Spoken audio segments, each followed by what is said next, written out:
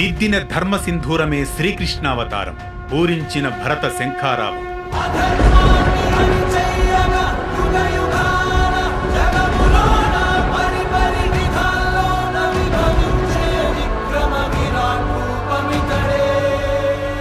దుష్ట శిక్షణ శిష్ట రక్షణే ధ్యేయంగా అవతరించాడు ఆనాడు శ్రీకృష్ణ భగవానుడు.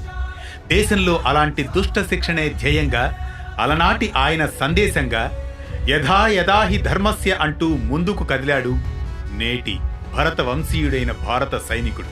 ఆ భరత సైనికుడు దిద్దిన ధర్మ సింధూరమే ఈనాటి అనగనగా.